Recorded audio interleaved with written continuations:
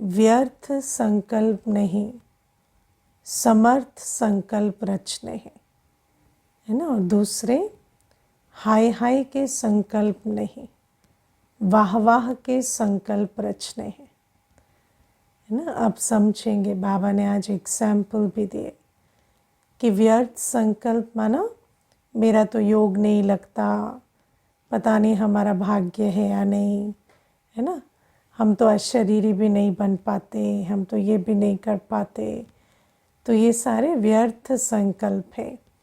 व्यर्थ संकल्प माना जिनसे हमारा शक्ति, हमारी संकल्प शक्ति व्यर्थ जा रही है, या वैसे भी आत्मा की शक्ति वेस्ट हो रही है, लॉस हो रहा है, उसको कहेंगे व्यर्थ संकल्प। और श्रेष्ठ संकल्प बाबा ने समर्थ संकल्प। समर्थ संकल्प माना जिन संकल्पों को रचते ही आत्मा में बल भरता है। तो बाबा कहते जैसे कि मेरा भाग्य नहीं है तो और किसका है, मैं योगी नहीं बनूंगा तो कौन बनेगा, है ना। या याद करना तो मेरा स्वधर्म है। तो इस प्रकार के संकल्प जो आत्मा को शक्ति भरते हैं, ऐसे संकल्प रचने हैं, है ना। देखो बाबा हमें कहते हैं, हाँ, आत्मा की अभी जो अवस्था है वो कैसी है कि आत्मा पतित और कमज़ोर हो गई है। लेकिन हमें वो नहीं सोचना जो है ना। बाबा ने हमें क्रिएटिव थिंकिंग सिखाई है ना, कि हम वो संकल्प रचें जो बाबा ने हमें दिए हैं और जो हम बनना चाहते हैं। तो बाबा हमें कहते उन्हीं को स्वमान लेना है, उन्हीं संकल्पों के आधार से अपने अंदर बल भरना है। कभी भी ऐसे संकल्प नहीं रचने कि ये नहीं होता, वो नहीं होता। नहीं तो हो रहा है पर करना है ना। तो कैसे करें, किस प्रकार से अपने को बल भरे, वो संकल्प रचने हैं। लेकिन सबसे पहली बात इसमें क्या है, अंतर्मुखी होना। अपने संकल्पों को देखेंगे, चेक करेंगे, तब तो चेंज करेंगे ना। हम तो इतने बाह्यमुखी रहते हैं कि अंदर संकल्प चल रहे हैं, संकल्प भावना में भी आ गए, कर्म में भी आ गए, पता ही नहीं चलता। तो बाबा कहते हैं इसलिए ये जो अंतर्मुखी रहकर अपने संकल्पों को चेक और चेंज करना, जिसको हम कॉन्शियस थिंकिंग कहते हैं, है ना। ऐसे नहीं सोच चल रही है तो चल रही है, हमें पता ही नहीं। नहीं, हमारा एक एक संकल्प सृष्टि बना रहा है। एक बहुत अच्छी बात जो हमें बाबा ने ज्ञान में समझाई है वो ये है कि चाहे हम जानबूझकर रचें चाहे अनजाने में, लेकिन एक एक संकल्प हमारी सृष्टि बना रहा है ना। क्योंकि संकल्प से भावना, भावना से वृत्ति, वृत्ति से कर्म, कर्म से संस्कार, है ना। संस्कारों के आधार से संबंध और फिर भाग्य। तो बाबा कहते हैं ये जो हमारे संकल्प से जो सृष्टि बनती है उसका ज्ञान हमें मिला है। इसीलिए अब हम ऐसे नहीं सोचते कि एक संकल्प ही तो है ना। अब हमें उन संकल्पों पर अटेंशन देना है, क्योंकि एक एक संकल्प भाग्य बनाता है। हमें संकल्पों का महत्व समझ आया है, इसलिए अब संकल्पों को अंतर्मुखी होकर देखना भी है और चेंज भी करना है। और मेजॉरिटी समय देखकर चेंज भी नहीं, कॉन्शियसली क्रिएट करना है। हम संकल्प रचें, हमारी ऐसी अवस्था हो ना। मुझे याद है जब मैं ज्ञान में आई तो शुरू में एक बहुत अच्छा एग्जाम्पल सुना था कि जैसे एक सेब होता है तो सेब के अंदर कितने बीज हैं आप गिन सकते हैं, लेकिन एक बीज के अंदर कितने सेब हैं आप नहीं गिन सकते, है ना। क्योंकि एक बीज तो जब वृक्ष बनता तो कितने उससे सेब निकलेंगे और फिर कितने उनों से भी निकलेंगे। तो बाबा कहते हैं ऐसे ही हम एक एक संकल्प को तो गिन सकते हैं, लेकिन एक संकल्प से कितनी बड़ी सृष्टि बनती है कभी कभी उसको जानना बहुत मुश्किल होता है। लेकिन बाबा ने हमें ज्ञान नेत्र दिया है, बुद्धि दी है, जिस आधार से हम अभी समझ पाते हैं कि एक एक संकल्प कैसे, है ना, सृष्टि बनाता है। तो बाबा कहते हैं इसलिए संकल्पों पर अटेंशन रख के व्यर्थ को समर्थ में परिवर्तन करना है। दूसरी बात बाबा हमें कहते कि वाह वाह के संकल्प रचने, हाय हाय के नहीं, है ना। जैसे कई कहते हैं हमारा तो शरीर ही ठीक नहीं है, या शरीर के रोग का ही जैसे गुणगान करते रहेंगे कि हमें तो ये बीमारी है, वो बीमारी है। लेकिन बाबा हमें कहते हैं कि ये जो 84वां शरीर है ना, ये 84वां शरीर, इसके महत्व को हमें समझना है ना। मैं कभी कभी विचार करती हूँ कि हम 63 शरीर लेते हैं, है ना। अगर हम सभी आत्माएं ऐसा तो समझते हैं ना कि हम आदि से आने वाले हैं, तो हम 63 शरीर लेते हैं। लेकिन उन 63 शरीर पर शिव बाबा की दृष्टि नहीं पड़ती, है ना। 63 जन्म हम यहाँ पाठ बजाते हैं, 63 नहीं 83, है ना, 83, है ना। 83 बर्ड्स तक, 83 शरीर तक हमारे शरीर पर बाबा की दृष्टि नहीं पड़ती। लेकिन ये जो 84वां शरीर है ना, भले ही वैसे देखा जाए तो ये सबसे तमोप्रधान तत्वों से बना हुआ है, लेकिन यही वो शरीर है जिस पर बाबा की दृष्टि पड़ती है ना। क्योंकि बाबा तो संगम युग में ही आते हैं, और बाबा आपको कैसे पहचानते हैं? इसी शरीर से। तो विचार करो ये शरीर कितना अच्छा है, कितना सुंदर है, जिस पर बाबा की दृष्टि पड़ती है। और फिर बाबा हमें कहते हैं यही शरीर वो तुम्हारा रथ है, वो भाग्यशाली रथ जिसके द्वारा तुम पुरुषार्थ करके अपने पूरे कल्प का भाग्य बनाते हो। तो फिर ये जो शरीर है इसकी महिमा कितनी ऊंची है। क्योंकि भले ही हमें बहुत अच्छे निरोगी शरीर मिले होंगे सतयुग त्रेता युग में 21 जन्म तक, लेकिन उन शरीरों से हम भाग्य नहीं बनाते, भाग्य हम इसी शरीर से बनाते हैं।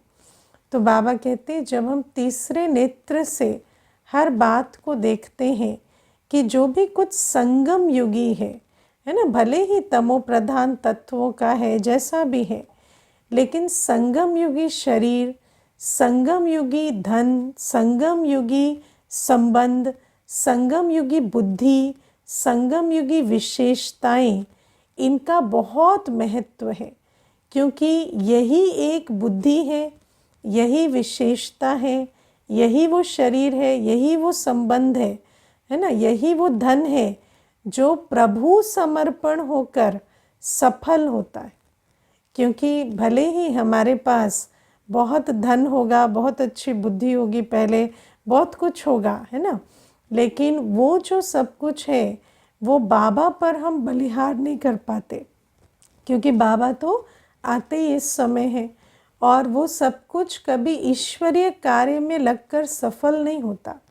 लेकिन इस समय हमारे पास जो भी कुछ है, चाहे वो छोटी सी विशेषता हो, है ना, भले ही हमारे अंदर सतयुग में बहुत विशेषताएं होंगी, आज मेरे अंदर एक छोटी सी विशेषता है, लेकिन यही विशेषता प्रभु समर्पण जाती है, यही प्रभु प्रसाद बनती है। इसी के आधार से मुझे भाग्य बनाने का अवसर मिलता है। तो बाबा कहते हैं अपने किसी भी विशेषता को कम नहीं समझना, अपने किसी भी गुण को कम नहीं समझना, है ना। खैर गुण तो बाबा हमें दे देते हैं, तो गुणों की हमें कमी नहीं होती, संगम युग में गुणों की, शक्तियों की, ज्ञान की कमी नहीं होती। लेकिन जितनी भी हमारी बुद्धि है या विशेषताएं हैं या जो भी शरीर है या धन है या संबंध है ना, बाबा कहते हैं उसको हमें जैसे समझना है कि यही भाग्य बनाने का आधार बनता है। इसीलिए ऐसे जो संगम युगी गिफ्ट्स हैं उसको कभी हमें हाय हाय नहीं करना है, चाहे वो कैसा भी है, उसी से हमारा भाग्य बनेगा। तो बाबा कहते हैं उसके लिए वाह वाह के गीत हमेशा निकले, वाह वाह के संकल्प चले कि ये मेरा शरीर, ये मेरे संबंध, मेरी ये विशेषता, मेरे सब कुछ जो कुछ मेरे पास है वो बहुत अच्छे से अच्छा है, और इसी को सफल कर मैं और अच्छे ते अच्छा भाग्य बनाने वाली हूँ, है ना। तो इसीलिए आप कभी भी, है ना, जिसको दुनिया में कहते हैं ना हाय हाय करना या कर्म कूटना, है ना, कई बार कर्म कूटते रहते हैं, पता नहीं क्या कर्म किए हैं जो शरीर में रोग आते हैं, या पता नहीं क्या कर्म किए हैं, इस संबंध ऐसे हैं। लेकिन आप विचार करो कि जो भी संबंध हैं जैसे भी हैं, उसी कारण से तो हम ज्ञान में है ना। भले ही अगर वो कुछ और होते तो पता नहीं हमारा ये पाठ होता या नहीं। तो बाबा कहते जो भी कुछ है वो तो बहुत अच्छा कारण बन रहा है हमारे संगम युगी यात्रा में, तो उसको भी हमेशा हमें वाह वाह या थैंक यू कहना है। और बाबा कहते जब हम किसी भी चीज़ को अच्छा अच्छा कहते हैं तो और अच्छा अच्छा बनती जाती हैं। तो ये भी बहुत अच्छी विधि है कि अच्छा अच्छा कहकर अच्छा अच्छा बनाते जाना। इसलिए संगम युग में वाह वाह के गीत गाते हम वाह वाह की दुनिया में चले जाते हैं, है ना।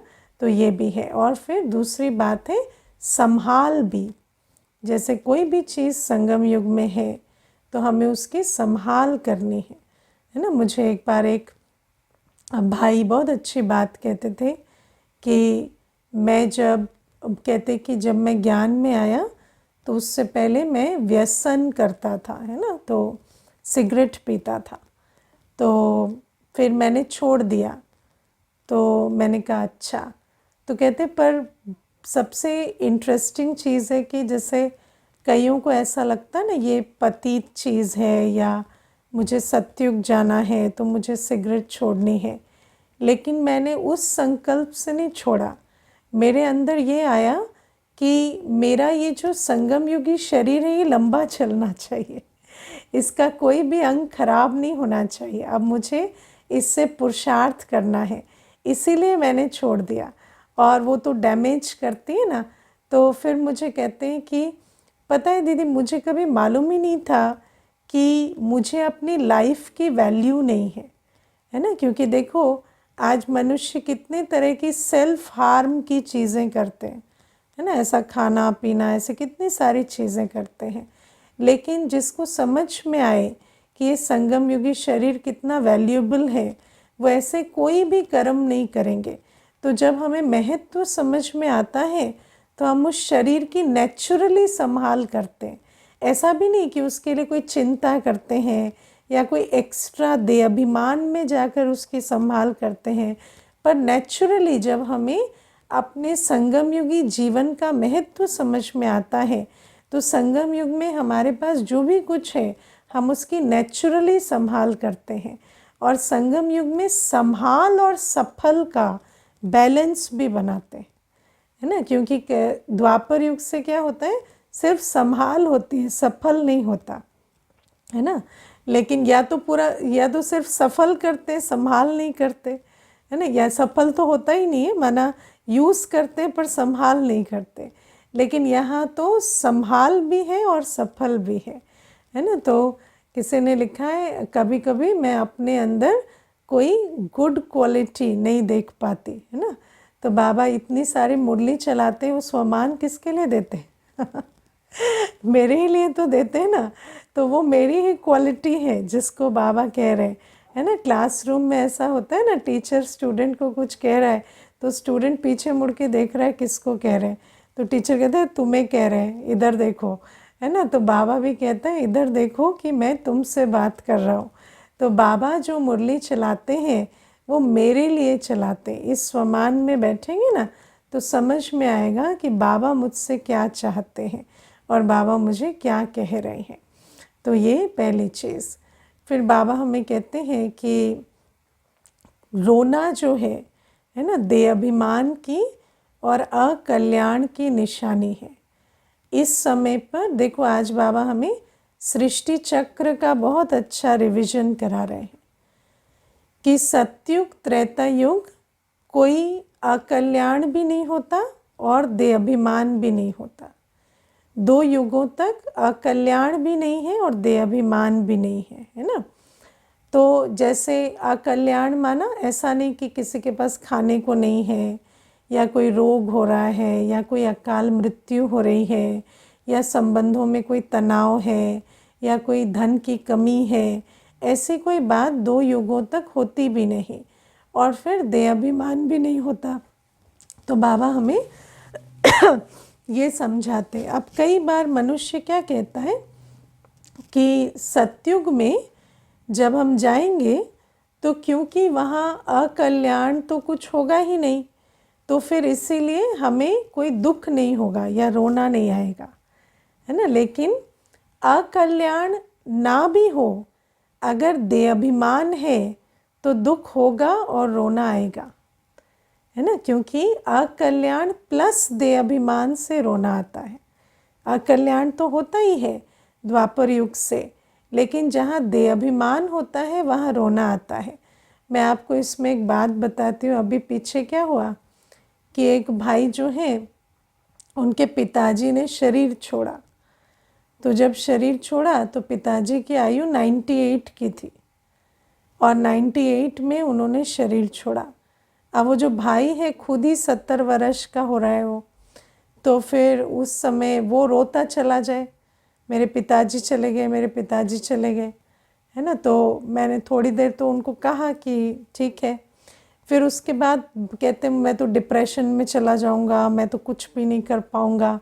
तो मैंने उनको कहा आपको क्या लगा था कितने साल जिएंगे आपके पिताजी?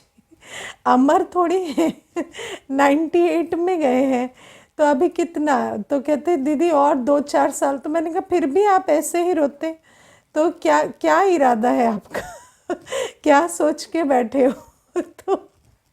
तो कहते दीदी ऐसे आप। तो मैंने कहा ऐसे तो देहाभिमान में मनुष्य कभी भी रोएगा ना, आपके अंदर तो ग्रेटिट्यूड ही नहीं है। 98 में गए तब भी रोना मचा रखा है आपने।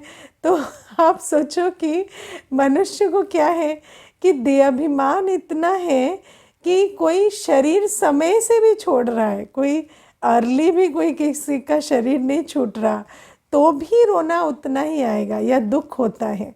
तो ये भी क्या है, क्योंकि आत्मा जब कमज़ोर होती है, देहाभिमान की लाठी लेकर चल रही होती है, तो उसको हर बात में चोट पहुंचती है। तो बाबा हमें कहते हैं अब सतयुग में रोना नहीं होता। अब रोना क्यों नहीं होता? इसलिए नहीं क्योंकि वहाँ अकाल मृत्यु नहीं होती, अकाल मृत्यु तो होती नहीं, लेकिन रोने का संस्कार भी नहीं है क्योंकि देहाभिमान नहीं है ना। और फिर धीरे धीरे द्वापर युग से क्या शुरू होता? देहाभिमान शुरू होता और अकल्याण भी शुरू होता, क्योंकि 5 तत्व भी कमज़ोर हो गए, आत्मा भी कमज़ोर हो गई, तो अकल्याण भी शुरू हो गया और देहाभिमान भी, और रोना जो है वो चलता रहता। अब जितना रोते, जिन रोया तिन खोया, है ना। तो जितना रोते उतना अकल्याण की सृष्टि को और बढ़ाते, है ना। ये खोया वो खोया, देहाभिमान माना खोने का भान, अपमान का भान, ये देहाभिमान से आता है ना। मान अपमान, हानि लाभ, निंदा स्तुति, जय पराजय, यश अपयश, जीवन मृत्यु, सुख दुख, इसकी फीलिंग आती है देहाभिमान से। जब हम देहाभिमान में होते हैं तो इन बातों को हम फील करते हैं, तो ये फीलिंग सारी शुरू हो जाती हैं द्वापर युग से, और अकल्याण भी शुरू हो जाता है। लेकिन जितना हम दुख की फीलिंग में आते हैं, रोने की फीलिंग में आते हैं, उतना ही वो जो अकल्याण है वो बढ़ता भी है, क्योंकि ये भी एक चक्र की तरह है ना। जितना रोएंगे उतना खोएंगे, और जितना खोएंगे उतना रोएंगे, है ना। तो रोना खोना चक्र के रूप में चलता रहता है। फिर बाबा अभी आते हैं, तो बाबा हमें कहते हैं अब तुम्हें फिर से उस दुनिया में जाना है जहाँ देहाभिमान, जहाँ रोना नहीं है। तो उसके लिए क्या करना पड़ता है? अभी अपने को देहाभिमान से मुक्त करना होता है ना। देहाभिमान से मुक्त होना माना मैं आत्मा इस देह और इस देह की दुनिया से न्यारी हूँ। तो इस देह और इस देह की दुनिया में जो भी कुछ होता है उससे मेरे अंदर मान अपमान, हानि लाभ, निंदा स्तुति ना चले, है ना। मेरे अंदर कोई लॉस का भान, दुख का भान कुछ भी ना आए। क्यों? क्योंकि मैं तो न्यारी आत्मा हूँ, मेरा क्या जाता है ना। सार क्या है? बाबा कहते विस्तार तो बहुत है, ये हुआ वो हुआ, सार क्या है, ड्रामा की एक सीन आई पार हुई।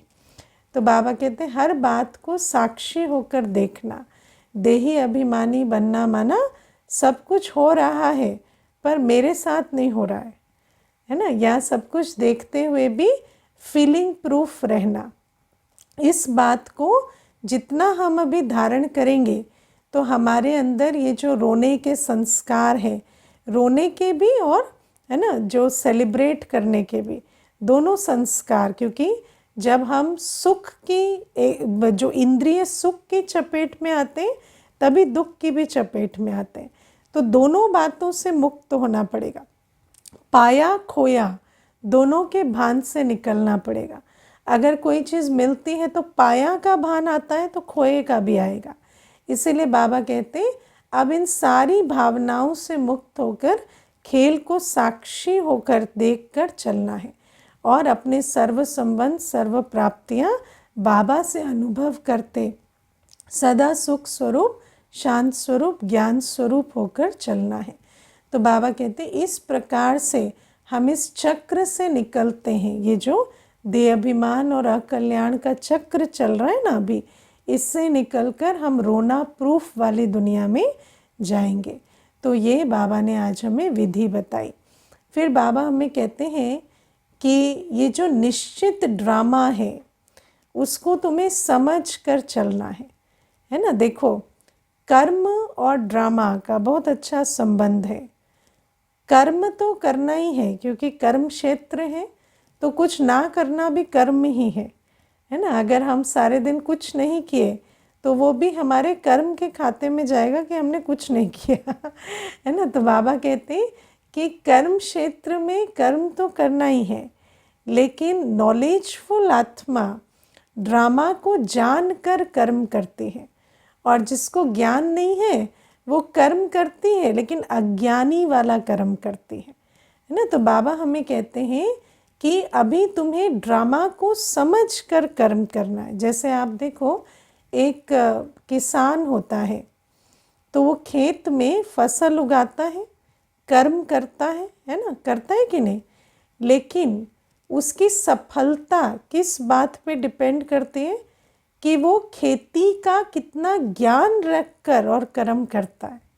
अगर उसको मौसम का ज्ञान नहीं है, बीज का ज्ञान नहीं है, तो भले ही वो बहुत मेहनत कर रहा है लेकिन गलत मौसम में है ना, जिस मौसम में जो बीज बोना चाहिए वो ना बोकर कभी और बो रहा है, और जब तक वो मौसम आया तब तक थक के बैठ गया कि 5 बार मेहनत कर ली फसल तो उगी नहीं, तो मौसम आकर चला जाता है और उसको फसल नहीं मिलेगी। तो बाबा कहते हैं इसी प्रकार से हम बच्चों को भी बाबा कहते हैं कि ड्रामा के ज्ञान को बुद्धि में रख कर कर्म करने हैं। अगर हम जैसे अगर किसान मौसम को ना पहचान कर बीज बोए तो उसको फल नहीं मिलेगा। ऐसे ही बाबा कहते हैं अभी तुम्हें भी ड्रामा के आदि मध्य अंत को समझकर बीज बोना है ना। और जब वो बीज बोएंगे तभी जाकर तुम्हें उसका फल मिलेगा, लेकिन ड्रामा को जानकर। तो बाबा हमें बहुत अच्छी बात समझाते हैं कि जैसे इस ड्रामा में अभी विनाश जो है वो होना ही है ना, या ये जो मान अपमान की हानि लाभ की बातें अभी आनी ही है। इस ड्रामा की अभी कौन सी सीन चल रही है ना, कलयुग अंत, विनाश काल। तो ऐसे में हम सोचें कि आत्मा जो है वो कमज़ोर आत्मा अपने कमज़ोर स्वरूप को व्यक्त ना करे, या 5 तत्व जो तमो प्रधान है वो हलचल ना करें, ऐसा नहीं होगा है ना। तो बाबा कहते हैं कि अब हमें इन बातों को एक्सेप्ट करके चलना होता है। हर बात में अगर हम पूछे ये क्यों हो रहा है, ये क्यों हो रहा है, तो उसका साफ साफ उत्तर है कि आपको सृष्टि चक्र का चित्र नहीं पढ़ाया गया क्या, है ना। तो क्यों हो रहा है, क्योंकि ये समय ऐसा है ना। हर मनुष्य आत्मा कमज़ोर है। मनुष्य आत्मा ईर्ष्यावश, क्रोधवश, विकारवश कैसे कर्म करेगी उसको हम प्रेडिक्ट भी नहीं कर सकते। आज मनुष्य कितना अनप्रेडिक्टेबल हो गया है ना। अभी अभी जब वो ठीक है ना, स्वमान में है, तो कैसा रहता है। आप अपनी ही बात सोचो, सारे दिन की वीडियो निकालें आपकी, है ना। सारे दिन में क्या होता है, अभी स्वमान में है तो कितना अच्छा, देखो मुस्कुरा रहे हैं, वीडियो कॉल के आराम से बैठे हैं, और जैसे ही देह अभिमान आएगा तो शक्ल सूरत सब बदल जाते, है ना। कर्म ऐसे हो जाते हैं कि मालूम ही नहीं पड़ता। तो बाबा कहते हैं आप सोचो कि मनुष्य आत्मा की जब ऐसी हालत है तो ऐसे में उसके जो कर्म है उसका कोई एक्सप्लेनेशन नहीं है ना। तो मैं तो हमेशा यही बात कहती हूँ कि आज मनुष्य को एक ही तरह से डिस्क्राइब किया जा सकता है, अनप्रेडिक्टेबल। तो अब जो मनुष्य आत्मा अनप्रेडिक्टेबल है उसके साथ हमें आंकड़े नहीं लगाने, ये क्यों किया, ये कैसे कर सकते हैं, आज तक तो नहीं किया था, है ना। इसीलिए किसी बात में शॉक्ड और सरप्राइज नहीं होना है। कोई भी आत्मा कैसी भी है ना, कहाँ भी बैठी हो, किसी भी पद पर हो, कितनी भी पढ़ी लिखी हो, कुछ भी हो, है ना, चाहे बाहर हो चाहे ब्राह्मण परिवार में हो, वो कब अनप्रिडिक्टेबली बिहेव करेगी आप सोच नहीं सकते। तो बाबा कहते हैं उसमें क्या क्यों करने का कोई मतलब नहीं है, है ना। वैसे ही बाबा कहते हैं ये जो प्रकृति के 5 तत्व हैं ये भी बिल्कुल तमो प्रधान है। अब चाहे फिर वो बात 5 तत्वों के बने शरीर की हो, चाहे 5 तत्वों की प्रकृति की हो, लेकिन ये कभी भी धोखा दे सकते हैं। तो बाबा कहते हैं ऐसे में अगर हम क्या क्यों करते हैं अपना समय बिताएं तो ये ज्ञानी के बोल या ज्ञानी के संकल्प नहीं है। इसीलिए अब हमें ड्रामा की हर सीन में, चाहे वो किसी आत्मा का व्यवहार देख रहे हैं हम, चाहे किसी आत्मा के कर्म देख रहे हैं, चाहे हम ड्रामा की प्रकृति की कोई सीन देख रहे हैं, हमें एकदम फुल स्टॉप लगा देना है। तो ये पहली चीज़। दूसरी चीज़ बाबा कहते हैं तुम्हें कर्म भी करने हैं, है ना। और कर्म क्या करने हैं, देही अभिमानी रहकर बाप की याद में वर्षे के नशे में श्रीमत प्रमाण कर्म करते रहना है। बाबा हमें कहते हैं इस संगम युग में तुम्हें हर जगह पर साक्षी होकर चलना है और बाबा को साथी बनाकर अपने पुण्य कर्मों का खाता बनाते रहना है। चाहे आसपास कुछ भी हो रहा हो, आप उसमें बुद्धि नहीं लगाओ, आपका बुद्धि योग वहाँ नहीं जाना चाहिए। और आप अपना जो बाबा ने हमें दिनचर्या मनचर्या श्रीमत दी है, जो सेवा की ड्यूटी दी है, वो हम करते रहें। तो बाबा कहते हैं इस प्रकार से हमें चलना है। और सिर्फ ड्यूटी नहीं, बाबा कहते हैं वो खुशी, वो नशा कि हम ईश्वरीय गोद में बैठे हैं और हम सत्युग के लिए राजाओं का राजा बनने के लिए पुरुषार्थ कर रहे हैं, उस नशे में रहकर हमें अब कर्म करने हैं। तो बाबा ये हमें संगम युग के लिए समझाते हैं। बाबा हमें एक और बात जो अभी 1-2 दिन से मुरली में पॉइंट आउट करते हैं वो ये कि जब हम सेवा भी करते हैं तो हमें ड्रामा का ज्ञान बुद्धि में रख कर सेवा करनी है ना। हमें अपना कर्म करना है, हम बाबा की याद में और निमित्त और निर्माण भाव से हर एक की सेवा करें, है ना। चाहे वो हम वाचा की सेवा कर रहे हैं, चाहे धन से सेवा कर रहे हैं, तन से कर रहे हैं, मन से कर रहे हैं, जो भी कर रहे हैं, लेकिन बाबा कहते हैं वो सेवा करते हुए भी हमें याद क्या रखना है, वही आत्मा वर्षा लेगी बाबा से जिसने कल्प पहले लिया होगा, है ना। क्या आपके समझाने से कोई ब्राह्मण बनेगा क्या? ब्राह्मण कौन बनेगा? जो पिछले कल्प ब्राह्मण बना था, जो देवता बने थे, वही ब्राह्मण बनेंगे। आपके समझाने से कोई ब्राह्मण नहीं बनेंगे, लेकिन आप समझते आपके समझाने से भी नहीं बनेंगे और आपके बिना समझाए भी नहीं बनेंगे। क्योंकि वो पार्ट भी आपको बजाना है। और फिर दूसरी बात है कि वो बनेंगे ड्रामा प्रमाण। तो इसीलिए बाबा हमें कहते हैं कि जब आपने किसी को परिचय दिया और मानो उसने नहीं सुना, तो अब उस पर कोई ज़ोर नहीं डालना है या कोई उससे लड़ना झगड़ना या डिबेट नहीं करनी है ना। लेकिन अगर वो दोबारा आया, देखो मैं आपको एक बात बताती हूँ। एक बार ना मैंने एक कन्या को कहा, वो कोई था नहीं उस टाइम पे सेंटर पर कोर्स कराने के लिए, तो एक कन्या को कहा कोर्स करा दो, है ना। तो अब वो जो बहन आई कोर्स करने के लिए, तो जैसे ही ये कहे कि शिव बाबा परमधाम से आए हैं, तो कहे हमारे भी तो गुरु हैं, हम भी तो उनके पास है ना जाते हैं, और वो भी तो हमें बहुत कुछ देते हैं, फिर क्या उनको छोड़ दें, उनको छोड़ दें। तो अब ठीक है, तो इसने कहा कि नहीं, गुरु तो धर्मात्मा है, ये तो परमात्मा है, ऐसे ऐसे समझाए, पर वो बोलती चली जाए, है ना। तो अब ये कन्या मुझे क्या कहती है, ये आती क्यों है, कल से ना आए ना, फिर इसके गुरु के पास इसको सब कुछ मिल रहा है। तो अब आप सोचो कि देखो, अब वो आ भी रही है, रोज़ आ भी रही है, तो अब आपको क्या समझना है कि वो मना कर रही है, वो भी उसका पार्ट है, लेकिन वो आ भी तो रही है ना, वो भी तो उसका पार्ट है। तो जब वो आ रही है, तो उस पार्ट को देखकर आपको अपना जो कार्य है वो करते रहना है। अब अगर उसका पार्ट नहीं होगा तो खुद नहीं आएंगे ना। अब हम क्यों ऐसे संकल्प रचे कि क्यों आ रहे हैं, है ना, हमें ऐसे संकल्प नहीं रचने। तो फिर उसको बिठाकर समझाए कि ऐसे संकल्प हमें नहीं रचने। अगर कोई आया, उसने बहुत डिबेट भी की, आपको डिबेट नहीं करनी, आपको बाबा की याद में जो सत्य है वो समझाना है, शुभ भावना से जितना आप उत्तर दे सकते हैं आपको देना है।